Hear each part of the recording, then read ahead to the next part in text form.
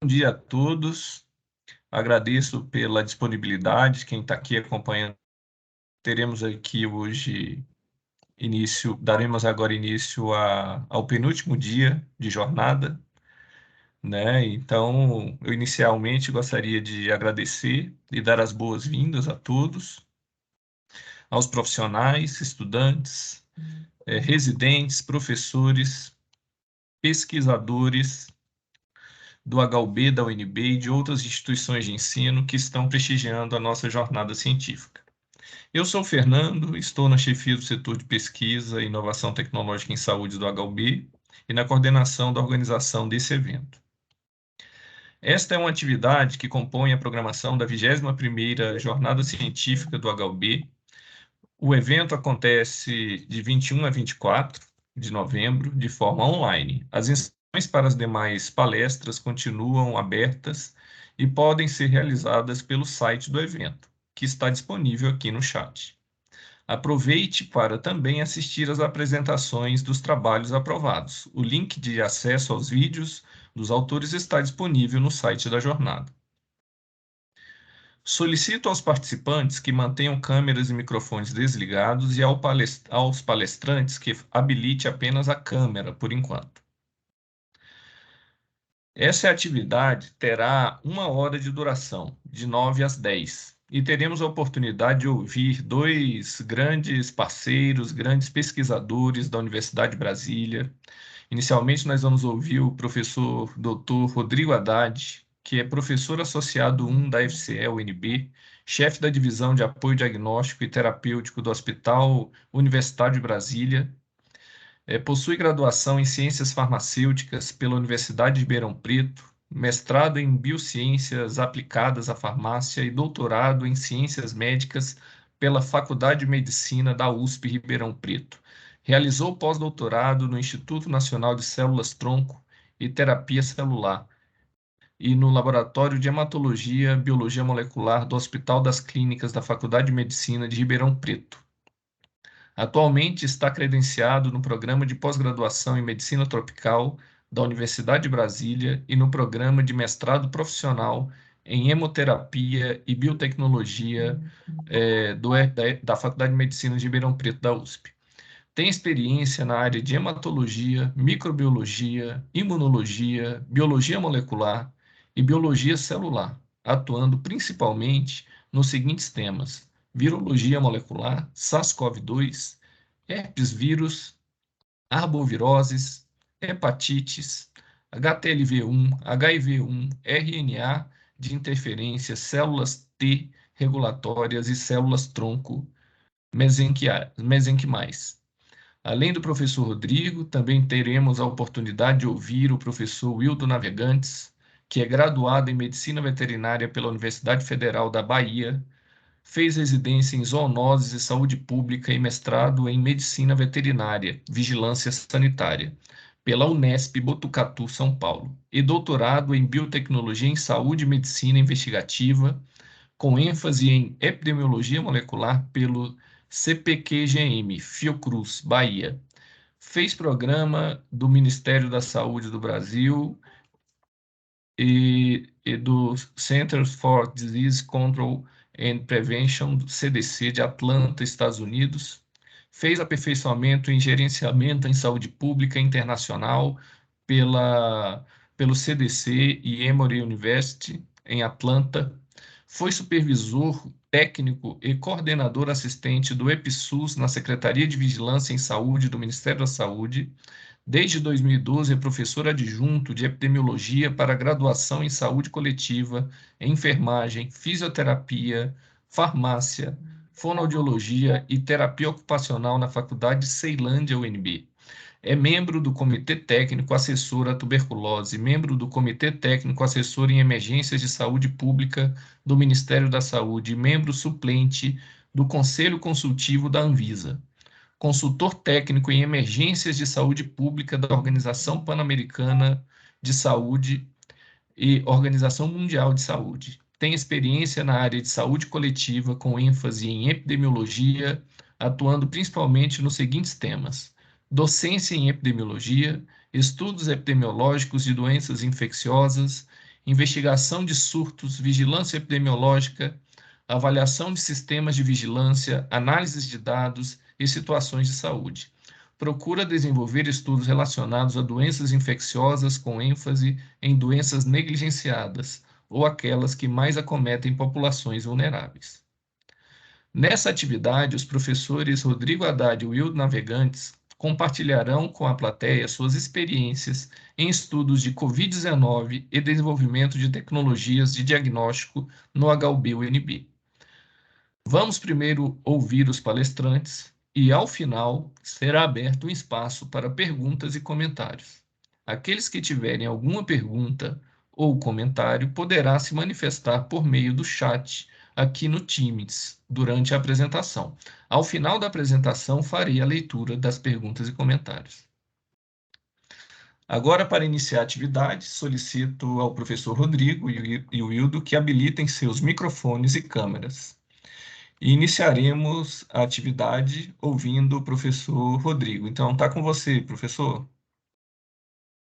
Olá, bom dia a todos. Eu vou compartilhar aqui a apresentação. Todos conseguem ver? Sim. Ok, perfeito. Bom, então, mais uma vez, bom dia a todos, né? Eu gostaria de agradecer inicialmente toda a comissão organizadora pelo convite, né? E nos dar a oportunidade de apresentar um pouquinho do que vem sendo realizado lá no laboratório de diagnóstico molecular do HUB. Então, aqui temos o título da palestra, Estudos de Covid-19, Desenvolvimento de Tecnologias de Diagnóstico do HUB. Eu vou iniciar e, na sequência, o professor Wildo vai falar também de alguns estudos que são apoiados pelo laboratório, encerrando aí esse início de apresentação, tá? Depois aí vocês podem ficar à vontade para as perguntas. Bom, o laboratório de diagnóstico molecular, ele é uma demanda antiga já da professora Elza, superintendente, Ela fez essa encomenda a mim logo quando ela me convidou para participar da gestão aqui do HUB. O professor Wildo até teve presente em algumas ocasiões em que ela me cobrava, a criação desse laboratório, desse espaço, e ela já é importante para as atividades do hospital, tanto de pesquisa como também apoio à assistência. Porém, a dificuldade de recursos nos impedia de conseguir. O projeto existia, a gente pensava no projeto, mas a gente não tinha recurso para conseguir executá-lo.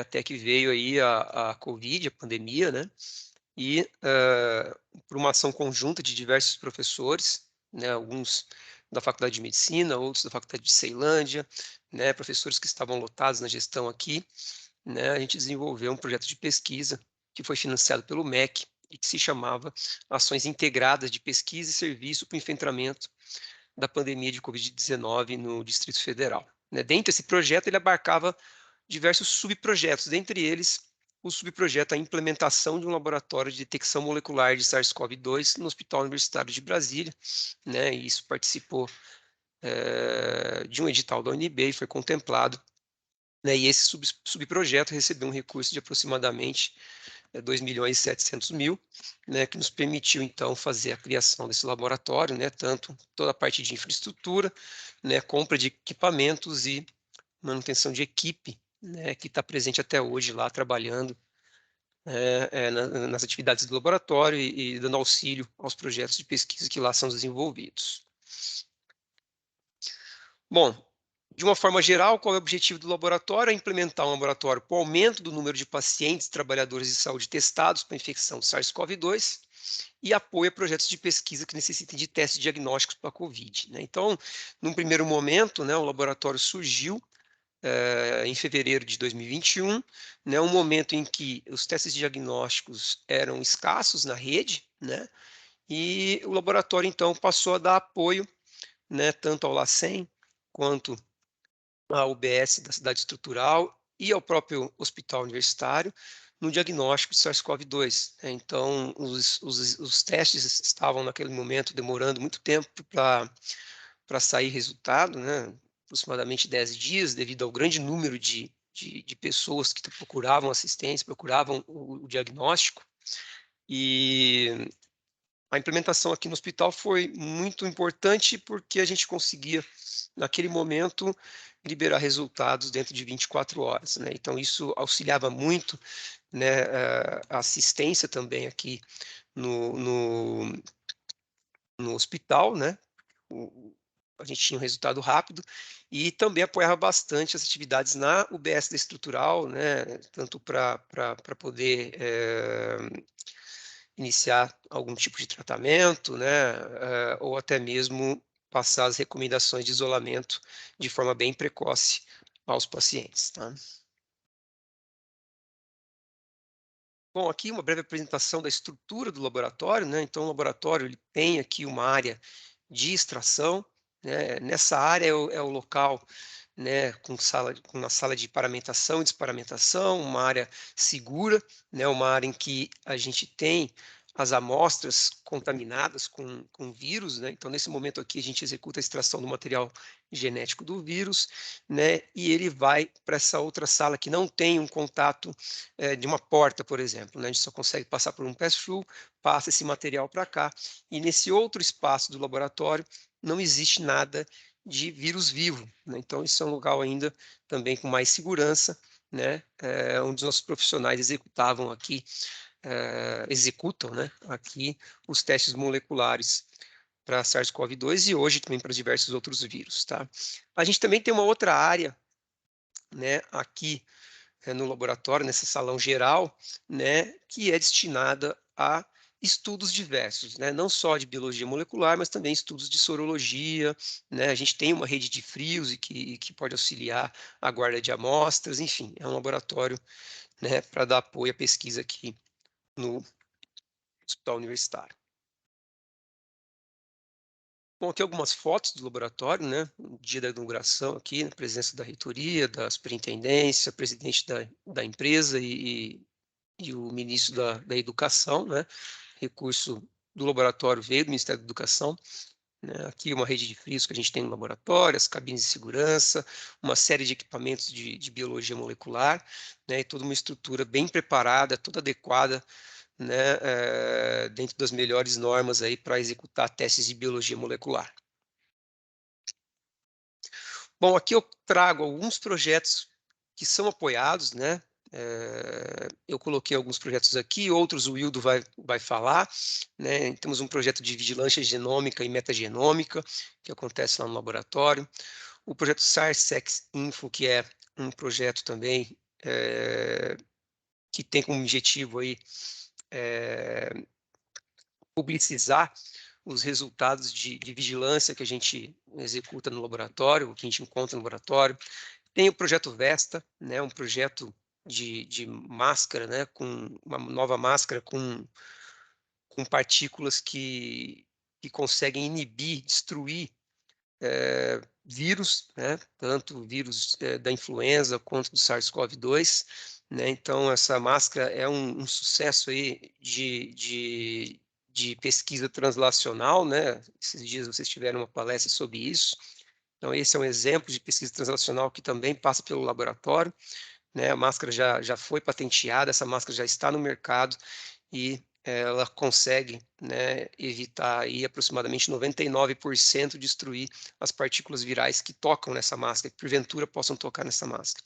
Né, o projeto Sevacov, né, acredito que muitos de nós aqui somos voluntários desse projeto, né, um projeto que avalia aí, né, a quantidade de anticorpos após vacinação, né, eficácia da vacina, e que está sendo coordenado aqui por esse hospital, na pessoa da professora Deide. Né, o Coronavac também, o hospital foi, né, um dos locais onde os testes clínicos foram realizados, né, e alguns dos testes de pacientes, né, alguns RT-PCR para SARS-CoV-2 foram realizados também no laboratório. Né, entre outros projetos, aí são inúmeros projetos que hoje acontecem lá, eu tentei focar em alguns projetos, né, e como eu disse, o professor Wildo vai falar aí de outros. Bom, como vocês podem ver, eu deixei aqui em negrito dois projetos, que são os dois projetos que eu quero abordar, né, nem tanto focado nos resultados do projeto, mas tentar focar um pouquinho na estrutura do laboratório, o que ele pode fazer, né? Quais são as metodologias que a gente trabalha, o que a gente tem desenvolvido nesse laboratório. Tá? Então, primeiro, eu vou falar sobre a vigilância genômica e metagenômica de casos de síndrome gripal no Distrito Federal. Tá? Bom, esse é um projeto que tem como objetivo geral a vigilância genômica e metagenômica na unidade básica de saúde da cidade estrutural. Né? Então, esse é um local em que o professor Wildo, né, já tem um trabalho extenso nessa comunidade, né, nessa UBS. Então, as amostras dessa UBS vêm para o laboratório para que possamos fazer, né, aqui os testes para SARS-CoV-2. Então, como é que funciona? O paciente procura a UBS, né, caso ele seja caracterizado com síndrome gripal, né, a amostra é coletada e enviada para o laboratório, aqui nós fazemos a RT-PCR, né, e aí nascem nossos projetos, né, a partir do momento em que nós fazemos as detecções, nossos projetos entram em ação. Né, o primeiro deles focado mais nas amostras positivas, né, e o outro focado nas amostras negativas. E eu vou falar um pouquinho sobre isso. Tá? Primeiro, pensando aqui nos resultados positivos, o que nós conseguimos fazer nesse laboratório, o que a gente desenvolveu, né, para auxiliar aí a vigilância. Tá? Todas essas amostras que chegavam ao laboratório que se apresentavam positivas para SARS-CoV-2, né, nós desenvolvemos uma metodologia de genotipagem para a detecção da variante, né? Então, como vocês podem ver aqui nesse gráfico ao lado, né, a partir do início aqui de 2021, 10ª semana epidemiológica, essas barras aqui mostram a quantidade de amostras que chegava no laboratório, e em vermelho as que eram positivas, tá? Essas amostras, então, né, que estão aqui em vermelho, essas amostras eram utilizadas, então, para a gente detectar a variante presumida. Como é que nós fazemos isso, né? Aliás, o que são as variantes inicialmente, né? Bom, por que ocorre a formação de variantes? Tudo isso é importante entender, né? Partículas virais, né, diferentemente de células humanas, né, possuem enzimas que fazem a multiplicação do seu material genético um pouco diferentes, que não têm capacidade ou baixa capacidade de correção. Ou seja, o vírus, a partir do momento que ele replica o seu material genético, ocorrem defeitos nessa duplicação de material genético, né, apresentando alguns pontos de mutação. Né? Enzimas humanas, por exemplo, conseguem corrigir, evitando que a gente tenha células alteradas. Né? Os vírus não têm essa capacidade de correção, né? Principalmente aqueles vírus de RNA, que é o caso do SARS-CoV-2. Isso faz com que um único indivíduo, né, quanto mais replicação acontece nesse indivíduo, ele vai ter a presença de quase espécies. Isso quer dizer que um único indivíduo ele apresenta diversas partículas virais, muitas delas com alguns tipos de mutações. Né? Normalmente, as mutações elas são mais maléficas do que benéficas para o vírus. Né? Então, muitas dessas mutações que acontecem levam o vírus a deixar de replicar, por exemplo.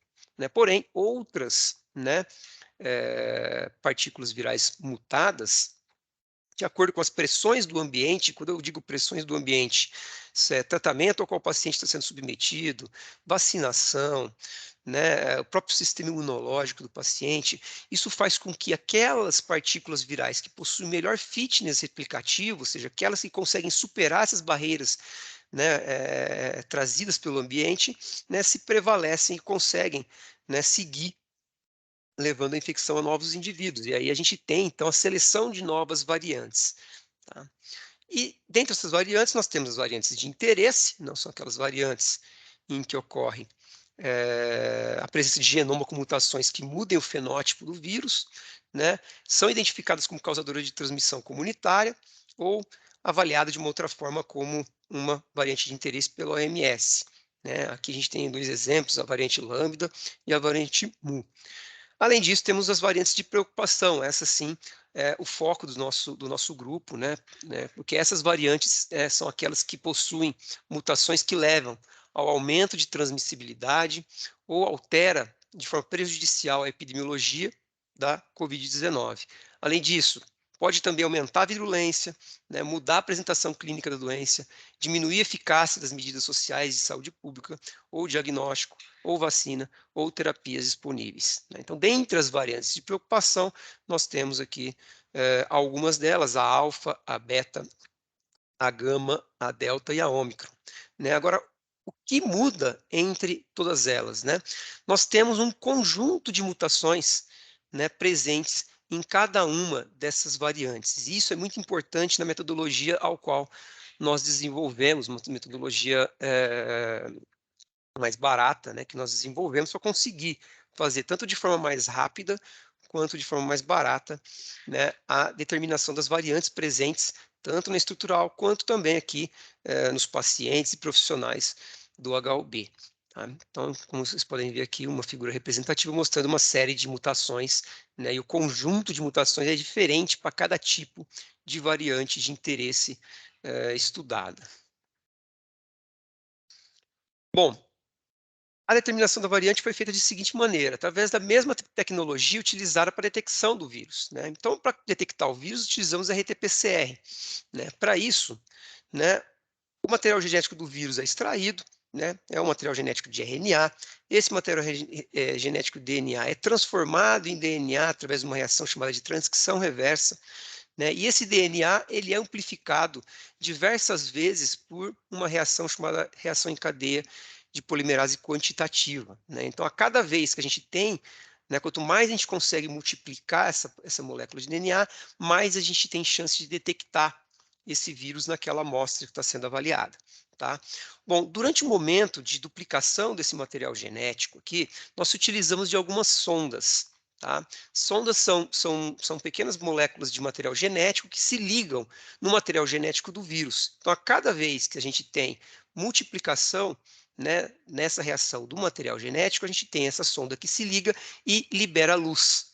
Tá? Essa luz consegue ser detectada pelo equipamento, né, que nós utilizamos, o PCR em tempo real, né, e a gente então consegue detectar, através da detecção dessa luz, a presença da partícula viral ali. Essa tecnologia, então, ela foi utilizada, né, a mesma tecnologia de detecção foi utilizada para a gente conseguir determinar a variante presumida. Como que nós fizemos isso? Bom, nós desenhamos diversas sondas, né, que se ligam no material genético do vírus. Porém, cada sonda, né, que foi desenhada exatamente em cima de um conjunto de mutações que esse vírus possuía.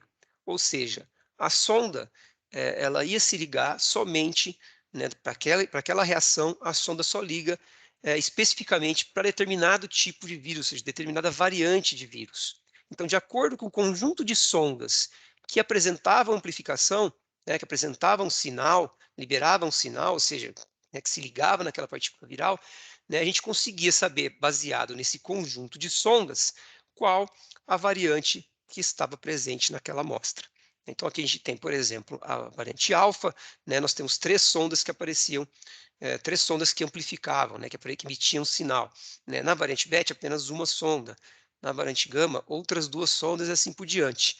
Né? Então, a gente foi conseguindo identificar cada um dos tipos de variantes da Covid-19 utilizando-se da tecnologia de RT-PCR, tecnologia já tradicional utilizada, né, padrão ouro, utilizada na detecção do SARS-CoV-2. Tá? Então, aqui, como vocês podem ver, né, aqui é um preliminar, né, mas que a gente vem fazendo esse acompanhamento até hoje, né, a gente aqui parou na semana 10 em 2021, mas a gente continua fazendo essa avaliação, né, a gente observa o seguinte, né, que as primeiras amostras positivas que foram chegando era a variante gama, lá na 30ª semana epidemiológica do ano de 2021, chegou a variante delta, essa variante delta rapidamente tomou conta, né, da situação epidemiológica e posteriormente surgiu, né, lá no início de 2022, a variante Ômicron, que é a variante predominante até hoje no Distrito Federal e em todo o Brasil. Esse desenvolvimento dessa metodologia, né, foi motivo aí de repercussão na mídia, né, a gente teve aí diversas jornais, né, mostrando aí o desenvolvimento dessa metodologia, principalmente, né, devido ao custo, né, por ser 90% mais barato e também devido à sua rapidez, tá? Uma vez que técnicas de sequenciamento, que são técnicas padrão ouro para poder determinar a variante, demoram um tempo um pouco maior, né, para conseguir determinar, e aqui a gente conseguia determinar dentro de 24 a 48 horas. Bom, então, essa metodologia que foi desenvolvida, né, de genotipagem é um método alternativo ao sequenciamento, né, muito mais barato, né, se utilizava de sondas específicas, porém, esse método tem uma desvantagem, né, ele não permite a identificação de novas variantes, né, como vocês puderam ver, né, as sondas que nós utilizamos, né, elas são capazes de identificar aqueles vírus aos quais nós já conhecemos as mutações, né. Novos vírus possuem novas mutações e dessa forma nós não conseguimos então desenhar sondas sem conhecer as mutações. Então para a gente ficava muito difícil identificar essas novas variantes, né. Então o que a gente conseguiu? A gente teve que partir para uma alternativa que é a alternativa padrão ouro mesmo, né, que é, né, o sequenciamento. Isso aqui é só para ilustrar para vocês, né, vocês terem noção do que é, né, o SARS-CoV-2 e como ele muta. Ou seja, cada uma dessas letrinhas aqui, dessa sequência de letras e números, né, é uma variante diferente. Então, se a gente olhar, né, para esse quadro, esse é um quadro atualizado aqui, início de novembro desse ano, só que focado em Ômicron, tá? Isso é só dentro da Ômicron. Nós temos esse grande número de variantes, de subvariantes, né? Então fica inviável desenhar sondas para todas as variantes existentes. Então, qual que seria a alternativa para isso, né? É o que eu disse, tentar se utilizar de sequenciamento, né? E a partir do sequenciamento, você conseguir identificar as variantes que são predominantes na região, e aí sim você desenhar sondas baseadas naquelas variantes que estão circulando, né? Não sondas para todas as variantes reconhecidas, porque, né, você vai começar a fazer muitos testes e você não vai conseguir detectar nada, né? Então, a gente se sentiu, né, pressionado, né, num bom sentido, a estabelecer uma plataforma de sequenciamento também no laboratório. E a gente escolheu uma plataforma, né, que a gente chama de Minion, tá? Essa é uma plataforma portátil, uma plataforma mais simples, rápida e que a gente conseguiu estabelecer no laboratório, né? Principalmente focado em quem? Para a gente avaliar essas variantes que não são definidas, que por alguma forma, por algum motivo, né, não conseguiu ser amplificada por RT-PCR, ou que deu negativo para todas as variantes estudadas, né? Então, para essa galerinha, né, para esses vírus aqui que a gente não consegue identificar, a gente se utiliza de sequenciamento Minion, né? Então, de uma forma bem rápida, o que é o sequenciamento Minion, né? É um sequenciador portátil de DNA e RNA, né? Como vocês podem ver aqui, esse é o equipamento, né, que a gente se utiliza para poder fazer o sequenciamento, equipamento bem pequenininho, um pouquinho maior que um pendrive, tá? Então, a gente conseguia pegar, preparava as amostras, né? E existe um protocolo, obviamente, um protocolo longo de preparação de amostras, e essas amostras, uma vez preparadas, podem ser colocadas aqui num chip, né? Esse chip é constituído de uma membrana. Essa membrana possui nanoporos, né, ao qual o material genético que está presente nessa amostra passa por esses nanoporos proteicos, né, e emitem, e aqui sim ocorre, né, a mágica aí do sequenciamento, emitindo para a gente toda a sequência desses vírus, tá? Aqui uma apresentação um pouco mais detalhada, né? A gente tem uma membrana nesse chip, né? O material genético passa por essa membrana, é aplicada uma corrente elétrica nessa membrana, né? Ao momento que essa sequência de DNA vai passando, né, as bases que compõem essa sequência de DNA, né, vão passando por esse poro, essa corrente é alterada de acordo com a base que passa, né, emitindo diferentes intensidades de corrente, né, que, né, tem um padrão. Para cada para cada base que passa por esse poro, né, existe um padrão de intensidade de corrente. E esse padrão permite que a gente consiga identificar cada uma dessas bases que passam por ali, né? Aqui a gente tem aqui uma imagem ilustrativa mostrando exatamente esse efeito, né? Uma vez que nós temos então a sequência desse material genético que passou por ali, a gente consegue jogar em banco de dados, né? E através de análise de bioinformática, nós conseguimos comparar a sequência obtida através do nosso sequenciamento com sequências de banco de dados, né, já conhecidas, né? Sequências delta, alfa, gama, ômicron, né? E a gente compara a nossa sequência com aquelas sequências já presentes nesse banco de dados, né? E aí a gente consegue uma figura mais ou menos dessa maneira, né? Aqui a gente tem uma árvore que nós chamamos de árvore filogenética, né? E essa árvore nos mostra as diferentes variantes. Então, cada uma dessas letrinhas que vocês estão vendo aqui, né? Cada uma delas é uma amostra diferente, né? E elas se agrupam, né? Em ramos dessa árvore de acordo com a sua similaridade, né? Então, a gente consegue aqui, dessa forma, determinar, né, a variante através do sequenciamento. Né, fato interessante que a gente tem nessa mesma árvore aqui a gente tem pacientes tanto da estrutural quanto pacientes aqui do HUB, né, a gente tem um fato interessante aqui, como vocês podem observar, nesse ramo da árvore que está em verde, né, esse ramo aqui, então, representa um ramo de Ômicron, né, e da subvariante BA2, tá? O que é interessante nesse fato? Essas amostras todas foram coletadas entre abril e junho, e muitas delas, essas em verde mais escuro aqui, elas foram coletadas dentro de 10 dias, né, de uma unidade aqui do hospital, né, que nós tivemos um pequeno surto. Né, naquela ocasião, nós tivemos afastamento de 10 profissionais ao mesmo tempo. Né, então, surgiu a dúvida, né, se esse surto era um surto que poderia estar espalhado por todo o hospital, atingindo pacientes e profissionais, ou se era um surto focado somente em profissionais. Né? Através do sequenciamento, a gente conseguiu observar que esse era um surto isolado, né, e que ocorreu somente entre profissionais. Nenhum paciente teve essa mesma subvariante naquele momento. Né? Então, essa era um surto que aconteceu dentro daquela mesma unidade, entre os profissionais. Um único profissional provavelmente trouxe esse surto para dentro do laboratório e disparou para os demais colegas, né? Então, isso permite que a gente possa tomar ações dentro do hospital, né, de prevenção, fortalecendo aí medidas de proteção naqueles lugares que a gente consegue detectar, né, que, por algum motivo, né, essas medidas estão fragilizadas. Ressuscitou mesmo, viu? Bom, então, a gente falou até agora, nesse primeiro momento de vigilância genômica e metagenômica, né, da atuação frente às amostras que se apresentavam como positivas. Porém, o nosso grupo sempre teve uma grande curiosidade. E as amostras negativas? Né? O que estava trazendo casos de síndrome gripal e que não era positivo para a Covid-19? Ou seja, esse indivíduo ele deveria ou poderia ter, né, a presença de algum outro tipo de partícula viral, né, presente nas suas amostras. Né?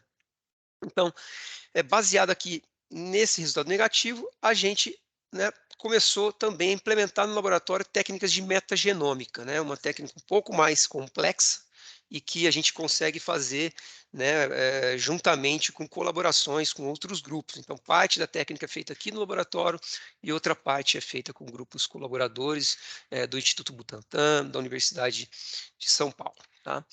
Então, é uma técnica que estuda genomas de micro-organismos, como os vírus. Né? Então, através de sequenciamento genético de nova geração, é possível encontrar material genético viral em diferentes tipos de amostra. No contexto da pandemia, é uma ferramenta importante para a detecção de infecções virais que poderiam estar sendo negligenciadas. Tá? Então, para que vocês entendam de uma forma bem geral, a metagenômica permite que nós conseguimos encontrar diferentes tipos de vírus sem que a gente procure de forma específica. Ou seja, eu posso pegar uma amostra de um paciente, extrair o material genético presente naquela amostra e jogar no sequenciamento. A partir daí, eu vou ter um monte de sequência, e esse monte de sequência vai ser analisado por técnicas de bioinformática, e a gente vai conseguir descobrir qual tipo de vírus está presente naquela amostra, sem nem ter ideia de qual poderia estar presente de forma antecipada. Tá?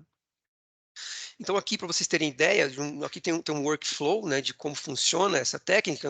Então, a gente pegava o swab nasal desses pacientes que davam negativo para a Covid-19, extraía o material genético presente lá, removia aqueles materiais genéticos que a gente conhecidamente são materiais genéticos que não nos importa, monta uma biblioteca de sequências, sequencia todas essa biblioteca, né, e todas as sequências são analisadas por bioinformática, e a gente tem um perfil do viroma, ou seja, tudo que tiver de vírus presente naquela amostra, a gente consegue detectar, né? Dessa forma, nós conseguimos, por exemplo, no nosso estudo, né, detectar a presença, por exemplo, de vírus respiratório sincicial, né, e também, né, apesar de não ser um vírus tradicionalmente encontrado ou procurado em suave nasal, nós encontramos também presença de chikungunya, né? Isso nos levantou uma dúvida, né? Olha, será que a gente tem algum outro surto acontecendo concomitantemente com a Covid-19 naquela comunidade, no caso aqui na cidade estrutural, né? Então, dessa forma, uma vez que a gente conseguiu detectar, né, em alguns pacientes a presença desses vírus, né, a gente consegue agora, né, testar de forma específica, né, direcionada, esse vírus para todos os pacientes. Ou seja, eu não preciso fazer metagenômica para todos os pacientes. Eu faço metagenômica para alguns pacientes, consigo detectar alguns vírus que estão circulando e eu passo a avaliar esse vírus de forma específica, por PCR em tempo real, né, por RT-PCR, né, em todos os pacientes, né, tornando então aí a vigilância um pouco mais barata também, né. Como vocês podem ver, né, esse é um trabalho que foi publicado, né, para o nosso grupo, né, a metagenômica viral em swab nasal de pacientes negativos para SARS-CoV-2 revelou a presença, né, da infecção por chikungunya. Então, esse era um paciente que chegou com síndrome gripal, né, são 2 pacientes, na verdade, que chegaram lá com síndrome gripal, né, e que, na verdade, eles estavam infectados com chikungunya, todos os sintomas de infecção viral, né. Além disso, né, além de conseguir, então, confirmar a presença por PCR em tempo real desse vírus presente nesses pacientes que eram negativos para SARS-CoV-2, né, mais de um paciente, a gente conseguiu observar que as 2 variantes estavam muito próximas e que era uma variante, uma linhagem do vírus chikungunya hexa, tá? Então a gente via que existia uma transmissão também comunitária lá naquela região do vírus chikungunya concomitantemente eh, com a Covid-19.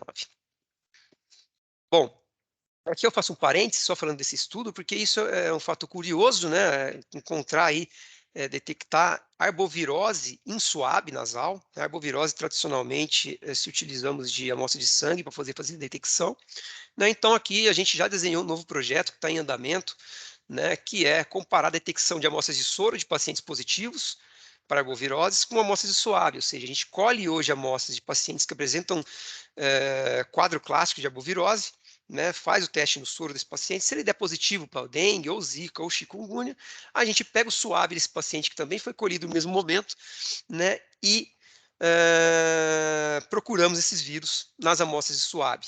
Tá? Isso é uma alternativa interessante, né, principalmente para pacientes com difícil coleta, né, de sangue, ou crianças, né, que também, né, dificultam a coleta de sangue. Então, através do suave, a gente pode, de repente, tentar encontrar um projeto em andamento e que a gente pode antecipar e que a gente tem bons resultados de detecção de arbovirose em suave e a gente espera publicar esses resultados em breve. Bom, além disso, né, eu disse a vocês que nós encontramos ali, quando nós fizemos a metagenômica, a presença do vírus respiratório sincicial, né, e como eu disse, a partir do momento que a gente encontra o vírus respiratório sincicial em alguns pacientes, a gente pode testar de forma intensa, através de RT-PCR, né, esses vírus em todos os pacientes que deram negativos. Então, a gente escolheu um painel viral que tinha, além do Covid-19, o vírus respiratório sincicial, passamos a testar todos os pacientes negativos desde o início de 2021 até a atualidade, tá? O que acontece é que, além de encontrar esse painel, além de encontrar vírus respiratório sincicial e Covid, ele também, né, podia procurar por influenza. E a gente conseguiu observar lá na frente, né, a presença da influenza também co-circulando com a Covid-19. Acredito que o professor Wildo vai falar um pouquinho disso nos resultados dos estudos dele. Bom, e para finalizar, né? Vou falar rapidamente do projeto SARSEC-Info, né? Que é um projeto também que recebeu um recurso importante, né? Para a continuidade dos trabalhos de vigilância, né? E de publicização desses resultados para a comunidade. Então, é uma plataforma de sequenciamento em tempo real para vigilância sentinela de variantes de SARS-CoV-2 isoladas em populações do Distrito Federal. Então, ele é um projeto, na verdade, que conversa muito com tudo que vem sendo feito no laboratório, né? Ele teve como um dos objetivos, além de implementar toda a plataforma de sequenciamento no laboratório, ele teve como um dos objetivos, né, criar um sítio eletrônico, né, e que permite a comunidade a observar o cenário, né, da presença tanto de vírus respiratórios quanto de variantes de SARS-CoV-2 circulando na cidade estrutural. Então, como vocês podem ver, né, nesse sítio eletrônico, uma vez acessado, vocês conseguem ver vírus que foram detectados naquele local, né? Então, a porcentagem de pacientes que possuíam Covid-19, né? Aqueles pacientes que possuíam infecção por mais de um tipo de vírus, além da Covid-19, né? Pacientes que possuíam outros tipos de vírus respiratório, aqueles que nós não conseguimos detectar, né, até o momento. Isso vai sendo sempre atualizado a partir do momento que a gente consegue detectar esses vírus. Tá? Então, além de uma plataforma que nos mostra em tempo real, né, os vírus que foram detectados, né, a gente consegue também mostrar a genotipagem do SARS-CoV-2, ou seja, quais eram as variantes que nós fomos encontrando de acordo com o tempo. Né? Então, a gente também consegue informar isso à comunidade, tá, através dessa plataforma. E também, né, aqui a gente tem outros vírus respiratórios diferentes de influenza, de Covid e de vírus respiratório sincicial. Nós também temos alguns painéis que a gente tem, né, iniciamos a implementação no laboratório agora também, né, que a gente consegue, então, detectar diferentes tipos de vírus, né, metapneumovírus, adenovírus, né, enfim, diversos outros vírus que podem ser respiratórios, né, e a gente começou agora também a informar a presença desses vírus nessa plataforma SARS-CoV-Info. Bom, de uma forma geral, né, esses são dois importantes projetos que são desenvolvidos lá. Como eu disse, o laboratório dá apoio a diversos outros trabalhos, né, não só de biologia molecular, mas também de sorologia, né, detecção de anticorpos, não só também para Covid-19, mas também para arboviroses, né, dengue, zika, chikungunya. O laboratório hoje, além de biologia molecular para Covid-19 e outros vírus respiratórios, já padronizou também, né, detecção de monkeypox e oferece isso aos nossos profissionais aqui em pacientes do HUB, né, em tempo rápido também, em 24 horas. Então, o laboratório tem cada vez crescido mais no diagnóstico, né, aumentando aí sua gama de patógenos, detecção de patógenos.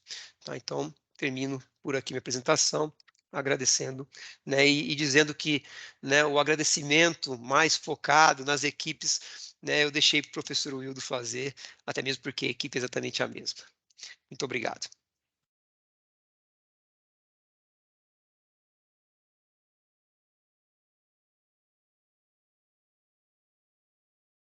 Então, agora passamos a palavra ao professor Wildo Navegantes. Gente, primeiro, bom dia. Estou aqui iniciando o compartilhamento da tela. Queria agradecer mais uma vez o convite, Fernando, em seu nome, estendendo a Elza, a toda a equipe do hospital. Parabenizar pela jornada. Já é a segunda ou terceira que eu participo, então dessa vez eu não vou falar do desenho inicial, mas sim trazer alguns resultados e tentar não parafrasear muita coisa que o Radar já apresentou. É um grupo só, mas ao mesmo tempo começar com alguns resultados. Eu acho que são vários projetos em andamento e eu vou falar de alguns resultados já apresentados. Inicialmente, ano passado, a gente estava idealizando, agora está consolidado com resultados específicos, né? Então, primeiro, é um inquérito soroepidemiológico voltado a populações vulneráveis. Então, nós fizemos, são três, eu trago dois resultados aqui. Um é estudo sobre prevalência e relacionado à população privada de liberdade, e que eu já compartilho os resultados, assim como um outro subsequente que está finalizando, sendo submetido essa semana, se tudo der certo, que é um estudo sobre prevalência numa população muito próxima aí, não a estrutural, mas a São Sebastião. E logo na sequência, parte desses estudos trazem duas respostas, né? Uma resposta voltada aos inquéritos e outra resposta voltada a uma abordagem na tentativa de validação dos testes diagnósticos que ali estavam disponíveis e estão disponíveis hoje em dia. Então, tanto os testes diagnósticos voltados a anticorpos, então, lembramos que lá atrás nós começamos com testes de ponta de dedo, né? Com gotinha de dedo, do sangue e do soro. Então, nós fizemos uma avaliação, isso está publicado usando a comparação com CLIA, que é um teste sorológico que o professor Radar acabou de comentar, né? Também feito no laboratório de diagnóstico molecular. Mesmo sendo diagnóstico molecular, tem uma plataforma de diferentes princípios tecnológicos voltados à detecção de anticorpos, de forma geral, em amostras séricas. Então, aqui são dois resultados, um voltado a testar o teste rápido para antígeno também, ou seja, vocês lembram que durante algum tempo, na pandemia, as indústrias começaram a produzir testes rápidos, não só para soro, mas também para a detecção do próprio vírus, e com isso nós validamos e estudamos, mostrando, portanto, a sua sensibilidade e especificidade. Está aí as referências para a gente conversar depois, caso qualquer colega tenha interesse, estudante, professor, residente, qualquer pessoa que está aqui na comunidade conosco. Dentro desses estudos, no finalzinho da fala do professor Radar, ele comentou sobre outras plataformas, né, responsáveis para a soroepidemiologia.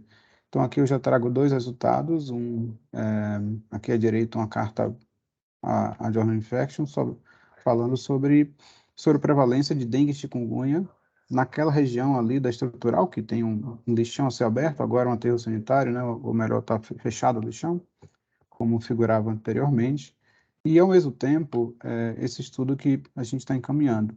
Esse terceiro estudo, portanto, das arboviroses, do Covid-19, que a gente acaba de fazer, né, o anticorpos anti-SARS-CoV, tem mais um, que é anticorpos contra sarampo, que nós estamos tentando entender também a dinâmica entre cobertura vacinal estabelecida na sociedade brasileira, infelizmente isso está caindo, e nós queremos ver, além da cobertura, qual a proporção de pessoas que têm anticorpos disponíveis para poder entender um pouco mais a dinâmica do sarampo ou das vacinações naquela população.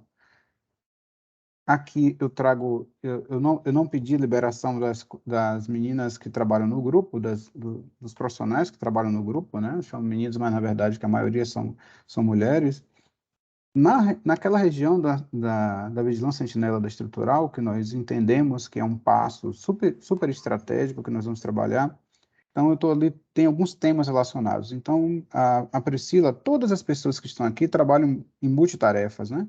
Mas a geoestatística é aplicada pela geógrafa Priscila, que é a primeira que está lá em cima, que é uma doutoranda, monitoramento de profissionais de saúde, desde antes da existência das vacinas para a Covid-19, nós implementamos um protocolo de monitoramento para profissionais de saúde, voltado à vigilância ao trabalhador, que a Ana Cláudia faz parte, portanto, da sua dissertação de mestrado.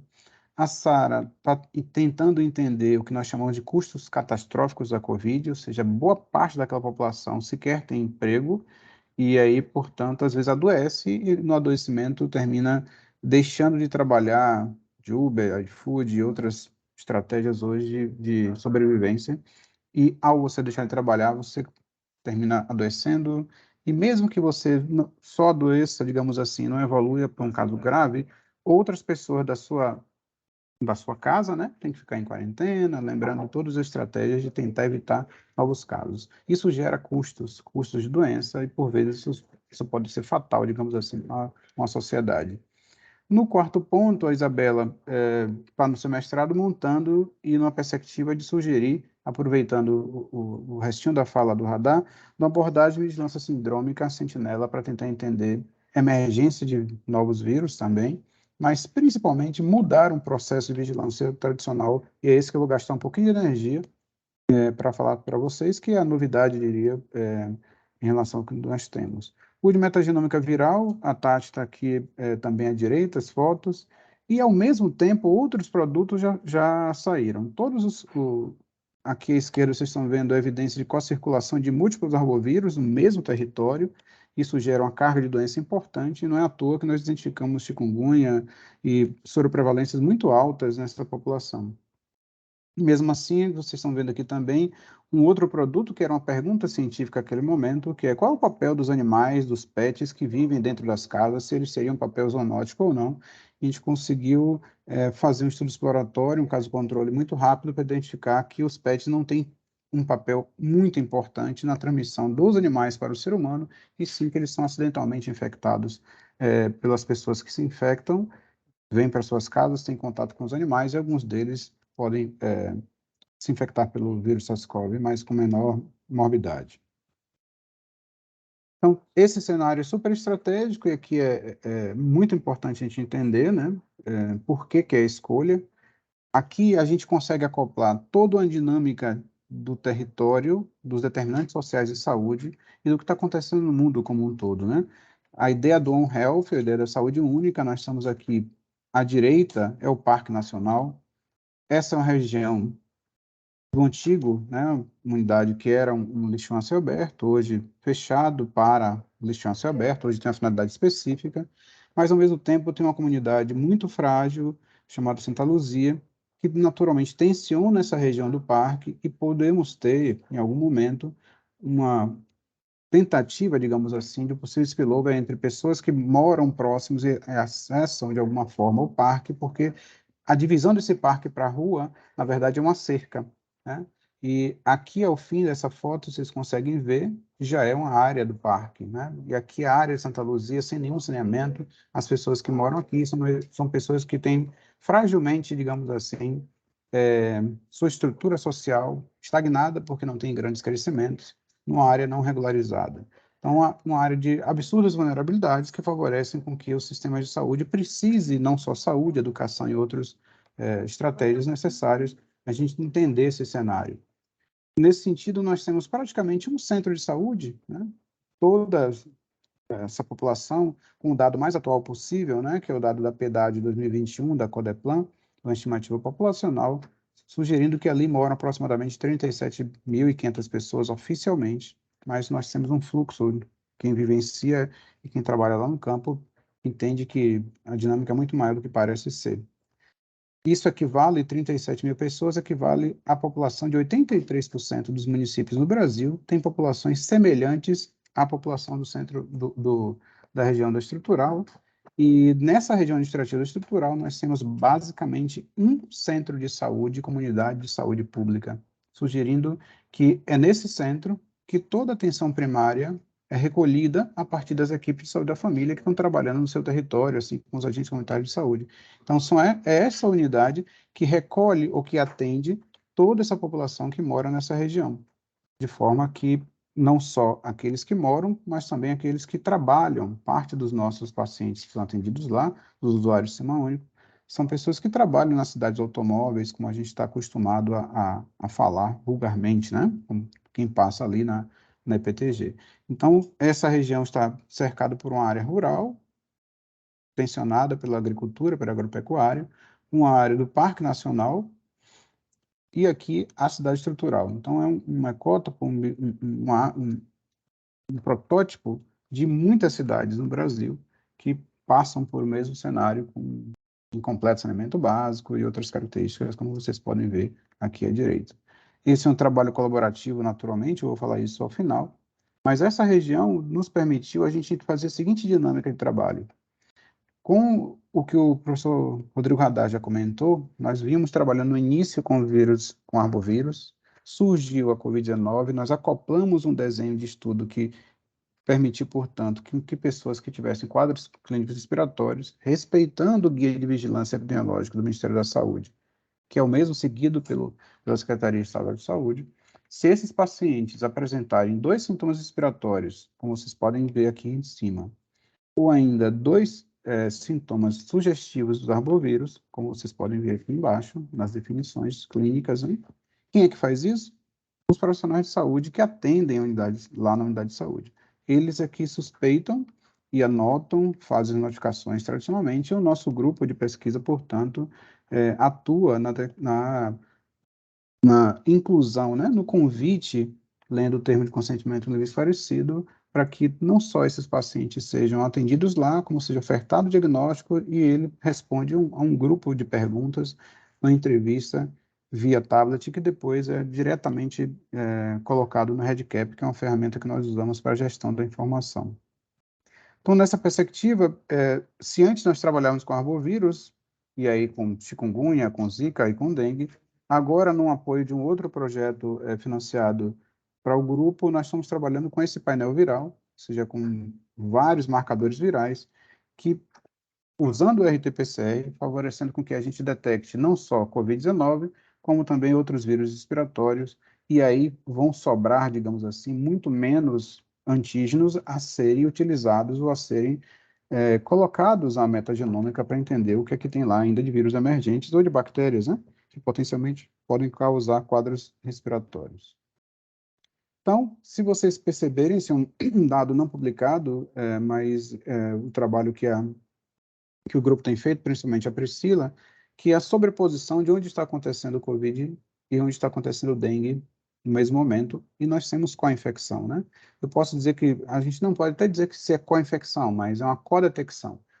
São pessoas, são pacientes que procuram, usuários do SUS, que procuram o sistema de saúde e que identificamos tanto a COVID-19, o real-time PCR, assim como o dengue vírus, sugerindo uma co-detecção de possíveis casos que aconteçam devido a todos os determinantes que acometem aquela população, favorecendo com que as pessoas possam se infectar não só pelo vírus dengue ou outros arbovírus, como também COVID-19. Então, vocês estão vendo aqui em amarelo casos numa área mais consolidada, inclusive, quando eu digo mais consolidada, prédios com um certo grau de saneamento, asfaltamento, e numa área mais frágil da estrutural, do ponto de vista de saneamento, onde a co-infecção se estabelece, ou a co-detecção se estabelece, sabendo que aqui é o único centro de saúde onde essas pessoas procuram atenção. Então, sugerindo que nós temos não só uma carga de doença relacionada à Covid-19, mas também uma carga de doença relacionada a arbovírus no mesmo território, o que isso pode gerar um dano, né, tremendo à população.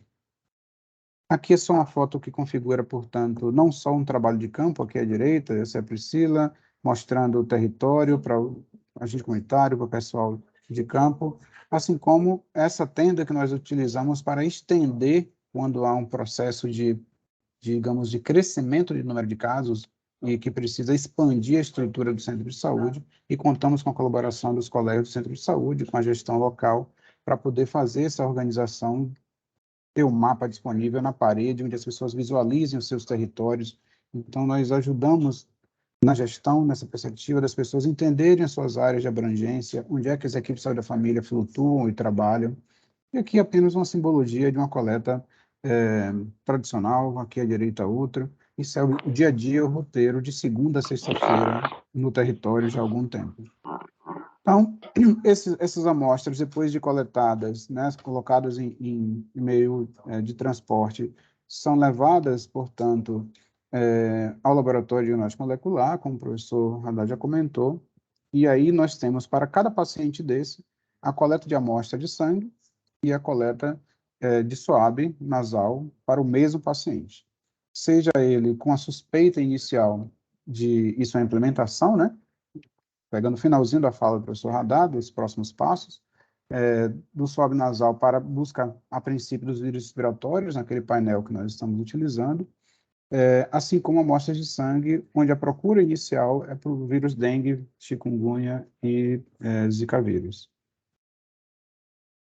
Aqui também resultados muito preliminares, desculpa por estar em língua inglesa, mas só para a gente entender, uma dinâmica de só as amostras desse ano, até o dia 14 de outubro, 835 pacientes que procuraram a unidade de saúde voluntariamente, com síndrome gripal ou com síndrome artrógica, febril, sugestiva de arbovirose.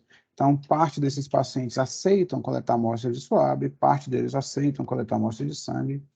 Então, vocês percebam que mesmo um paciente que chega com um quadro respiratório ou um quadro febril sugestivo de arbovírus, nós conseguimos detectar 19% de pacientes com COVID, uma taxa não é baixa, mas mesmo assim ainda sobram 81% pensando que tem outros vírus sugestivos de quadros respiratórios.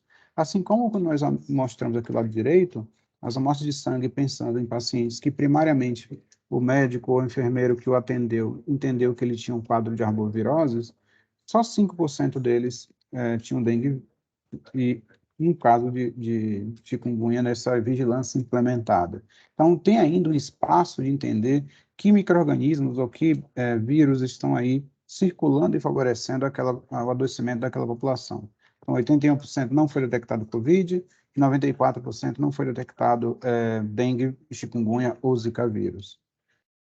Quando a gente observa as características dessa população investigada, a maioria deles são jovens, né, que procuram o sistema de saúde, um pouco mais, 62% são do sexo feminino, 68% desempregados, 39% têm até o ensino médio, renda familiar de R$ 1.620, já com complemento, boa parte desses, das questões relacionadas a os auxílios governamentais, e pessoas que moram por residência, né? Uma média de 3 pessoas, variando de 1 pessoa a 11 pessoas, uma residência que tradicionalmente muito adensada, pequena, e que favorece não só a circulação de vírus respiratórios entre si, mas também com áreas mais vulneráveis ao redor, que favorece a manutenção de vetores, né? Do ponto de vista dos aspectos clínicos, que também chama atenção, trouxe aqui uma amostra de alguns casos, para vocês perceberem que esses pacientes eles chegam mais ou menos com 3 a 5 dias do início de sintomas, seja para Covid-19, seja para dengue, o que nos viabiliza fazer a coleta de amostras clínicas oportunas, ou seja, tanto para fazer o RT-PCR para arbovírus, quanto também para SARS-CoV-2.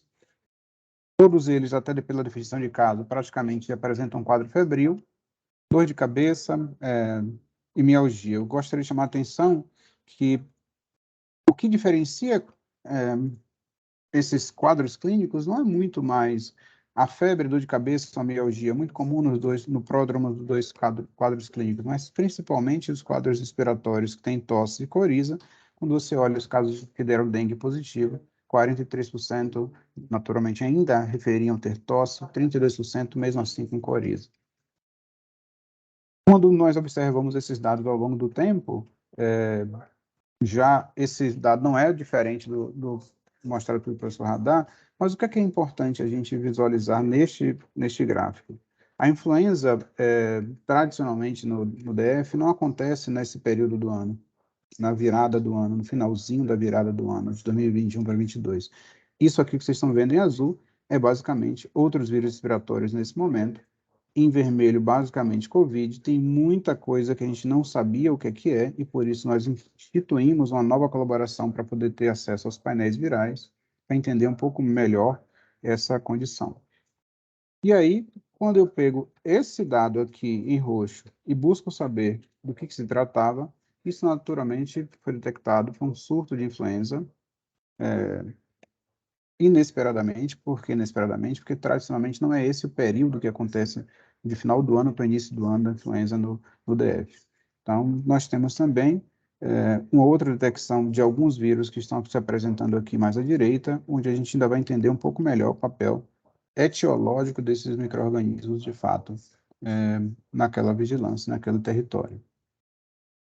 Pensando ainda no estudo de variantes, isso aqui é o mesmo slide praticamente, porque deriva do mesmo grupo de pesquisa, né? A gente vai ver ao final, onde a gente visualiza a dinâmica das entradas e saídas das variantes, e a gente sempre faz uma oferta regular e periódica aos gestores de saúde pública do GDF, numa parceria com eles, ofertando a detecção toda vez que aparece uma variante identificada nova no território. Nós informamos, assim como um relatório que permite que eles entendam a dinâmica da doença naquela localidade. Não só detectamos as variantes, mas também com as subvariantes. Então, nós temos domínios de subvariantes por algum período de tempo, sugerindo que tem entradas e saídas de novo subvariante naquele território, relatando possíveis surtos ou algum vínculo entre eles.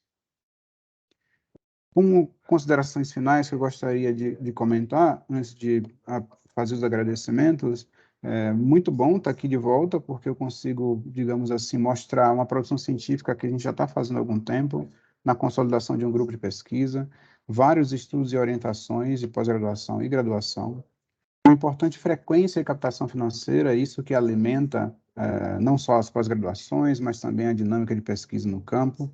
A estruturação de um laboratório, como o professor Radar comentou, eu como usuário, digamos assim, do laboratório, eu percebo o grau de cooperatividade, o grau de multifuncionalidade, quão foi importante digamos assim, essa ideia maravilhosa da Elsa e também ideia, ao mesmo tempo, de ficar pleiteando com que isso fosse feito e muito oportuno. Não sei se o professor Radar comentou, mas esse laboratório saiu do chão, em 6 meses ele estava funcionando.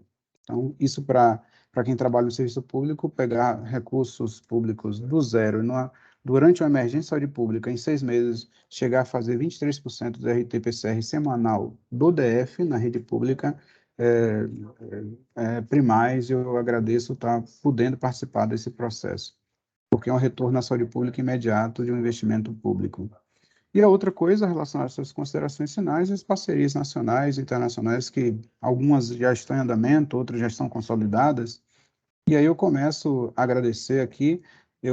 Talvez as meninas não tenham me dado a liberdade de usar as fotos, mas eu peguei as fotos que eu achei mais disponível. Eu tentei aqui fazer rapidamente. Tenho a Tatiane e a Priscila, que são doutorandas, tenho mestrandas envolvidos, tem pós-doutorandos envolvidos, todos os pós-doutorandos que estão tracejados, porque já não estão diretamente com o nosso grupo. Ana Isabel virou professora na Federal do Mato Grosso do Sul, Raíssa está com um pós-doc na Geórgia, Aida acabou de fazer o seu pós-doc, Carol ainda está conosco, Simone, Alice, ou seja, Evelyn, Pamela, Tatiane. Tatiane é agente dupla aqui, porque ela é doutoranda e, ao mesmo tempo, faz parte da rotina do diagnóstico molecular. São pessoas que tanto eu, Alex, Rodrigo, Walter, nós vimos, digamos assim, nascer, porque são oriundas, digamos assim, lá da farmácia da Faculdade de Ceilândia, e hoje muito bom ver elas trabalhando, e a Daiane, que domina e ajuda a gente a gerenciar toda a dinâmica no laboratório. Aqui à esquerda, a equipe de professores, basicamente a equipe de professores da Faculdade de Ceilândia. Eu, Rodrigo e Walter, nós também orientamos na medicina tropical, muito bom, lá está no núcleo, fazendo parte desse grupo como um todo. Eu não pude colocar aqui as fotos dos PIBICs, porque passaram vários e não tem espaço mais, só por isso, mas eu peço desculpas não ter colocados aqui. E aqui só algumas fotos de colaborações, onde estão os PIBICs, onde estão as pessoas que trabalham conosco, entrevistadores e flebotomistas. Aqui no meio, no centro, vocês estão vendo a equipe que trabalha no Complexo Penitenciário da Papuda, num período de um inquérito, né? Aqui eu agradeço a Manuela, que está ali de máscara preta, uma dessas aqui à frente. Com isso, eu agradeço o grupo como um todo. Laura Direita é a gerente do projeto, e é uma dica super importante para qualquer pesquisador.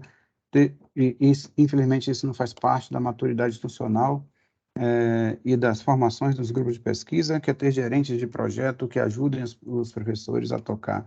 Eu diria que sem a equipe, sem a Laura, sem a Rebeca, que está aqui, que também está participando da Papuda, do projeto do Complexo Prisional, aqui à esquerda, o time que vai diariamente ao Complexo Penitenciário da Papuda. Eu não trouxe as fotos dessa vez do pessoal do campo da estrutural, trouxe da outra vez, e aí eu estou revezando devido ao nosso tempo. Além desses colaboradores internos, temos os colaboradores externos, que o professor Radar já começou a falar, do Butantan, o Slav, o Rafael, que é o bioinformata, o Antônio Jorge, a Carol, que trabalha com a parte metagenômica, a Sandra, que representa a vice-diretoria do Butantan, esteve aqui conosco. À direita, vocês estão vendo o Luiz Alcântara, que é um parceiro de metagenômica, aceitou treinar a nossa equipe lá em Minas Gerais, no laboratório que ele gerencia, para aprender a fazer o MinAI, aprender a fazer o sequenciamento. É um parceiro de vários outros artigos e pesquisas que não estão aqui. Temos outros parceiros e, antes de mais nada, eu queria finalizar com os agradecimentos simbolicamente com os logotipos, mas aqui eu coordeno 3 desses projetos, um pela FAP-DF, que é executado via Finatec, um diretamente do CNPq comigo e um outro projeto do Ministério da Educação que fez parte o orçamento, foi parte do laboratório e parte da vigilância estrutural, trazendo os louros e formando muita gente.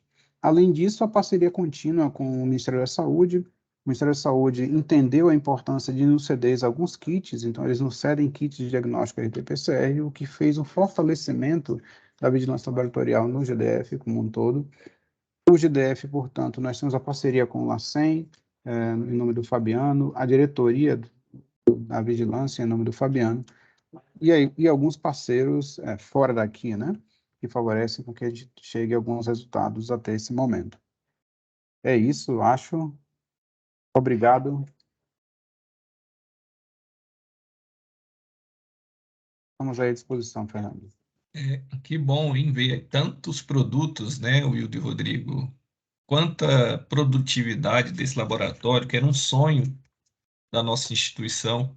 Eu acho que o resultado desse trabalho representa muito bem a importância da parceria entre HUB e universidade, né? Nos colocamos sempre aqui como cenário de prática, né? Agora temos aí o laboratório de diagnóstico molecular, que é uma infraestrutura multiuso, né?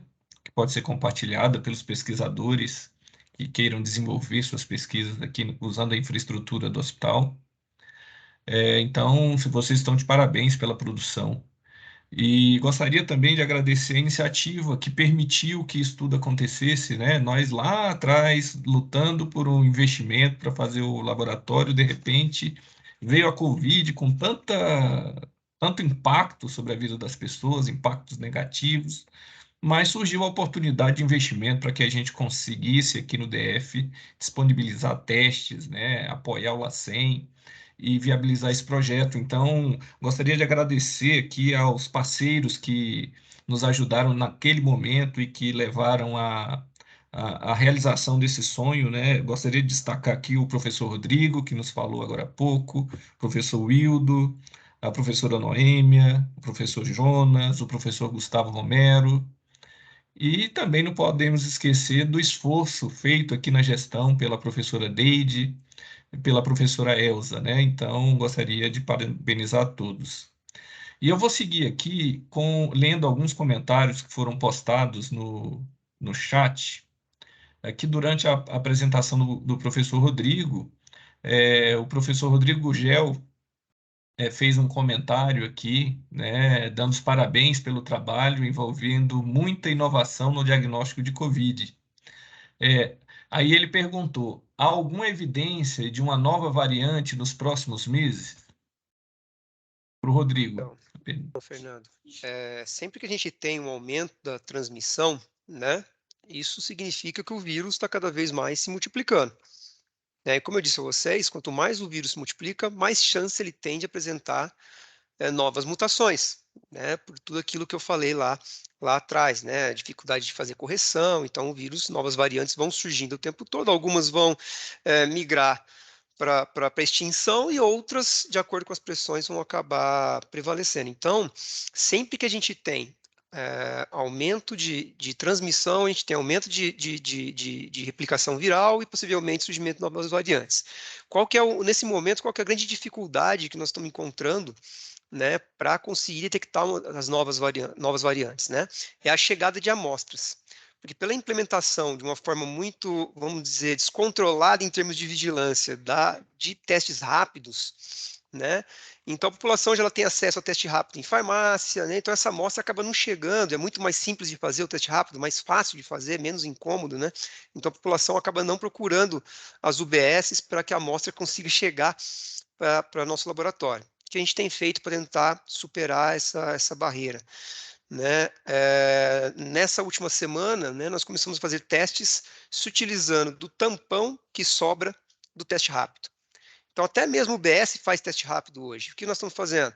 Pegando o tampão que sobra dos testes rápido e tentando recuperar a partícula viral desse tampão. O primeiro teste que nós fizemos, nós tínhamos dentro de um conjunto de amostras que chegou aqui, um teste cego, né, sabíamos que daquele conjunto tinha 5 amostras positivas, testamos aqui e a gente conseguiu recuperar 5. Então, eu acho que isso vai abrir um novo horizonte para a gente, de novo, aumentar a quantidade de amostras de pacientes aqui no laboratório e permitir que a gente consiga, né, procurar novas variantes nos próximos meses. Continuando aqui com a contribuição, um comentário do professor Rodrigo Gel, ele comenta que achou interessante o resultado da identificação de uma infecção por chikungunya, né? Pois estamos trabalhando em campo e alguns moradores ainda relatam sintomas de chikungunya. A circulação lá desses vírus com dengue e talvez zika é mais um argumento para que essa área de alta vulnerabilidade social, principalmente Santa Luzia, receba nossa atenção. Agora ele fez também um comentário relativo à apresentação do professor Wildo, né? Ele coloca assim, 19% da Covid-19 é baseada em uma coleta de swab nasal. Se tivesse coletado 2 vezes, haveria um incremento? É uma pergunta, né? Para parasitos intestinais, é comum uma amostra de paciente positiva ser negativa. E para a Covid-19, qual o significado de uma amostra de swab negativo? Professor Wildo. Olha, 19% é uma positividade alta, de verdade, na verdade. Claro que ainda pode ser até mais alta quando as coisas estão em muita crise, digamos assim. Por que foi reduzido para um swab só? Porque foi demonstrado que 3 swabs, como era antigamente até, né, para a influenza, muito tempo atrás, para a Covid-19, não fez muita diferença. Então, primeiro começou com 3 swabs, reduziu-se para 2 devido à crise da falta de insumos, mas depois se viabilizou como um swab só, demonstrando que é estável e não muda muito se você fizer 1 ou 2 swabs, do ponto de vista da viabilidade e da positividade do vírus. E a outra coisa que a gente até conversou ontem no grupo, eu, Rodrigo e Alex, numa reunião do grupo, o SARS-CoV-2 nos parece ser um vírus bastante, digamos assim, resistente ou renitente.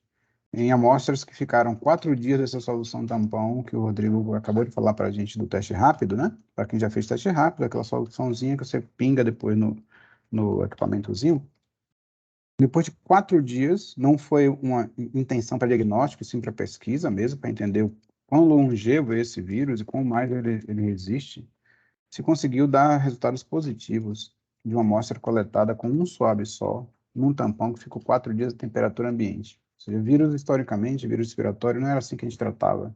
A gente tinha maior cuidado, achando que ele não era um camarada, assim, bastante resistente. Mas nos parece que o SARS-CoV-2, ele não só veio para ficar, como veio e nos permite ter bons resultados laboratoriais, mesmo quando a amostra não é tão perfeita, ideal, quanto a gente está acostumado a lidar. E ali, só para o significado de uma amostra negativa, na verdade, todo teste laboratorial, mesmo sendo ele padrão ouro, tem um limite, né? Tem um limite de sensibilidade. Uma amostra negativa pode ser, se o teste for único, né?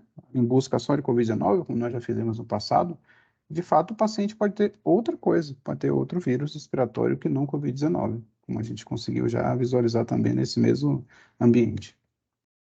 É isso. Então é isso. Pelo adiantado da hora, então a gente vai concluir essa atividade, né? Então gostaria mais uma vez de agradecer os professores Rodrigo e Hildo pela palestra, pela parceria de sempre e a todas as pessoas que acompanharam essa atividade, tiveram essa disponibilidade de estar aqui com a gente. E em nome da Luciana Freitas, da Jusileia, da Samira, a equipe de organização do evento e em nome do Leonardo Lima Santos e sua equipe, a equipe técnica que viabilizou a realização dessa atividade no formato online. Então, aproveito para informar também que o registro de presença é automático para quem se inscreveu e acessou a transmissão pela plataforma, e os certificados de participação nessa atividade será disponibilizado no site do evento em até 30 dias. Então, mais uma vez, muito obrigado a vocês, professor Wildo, professor Rodrigo. Continuamos na luta. Um abraço. Valeu, obrigado. Obrigado, até a próxima.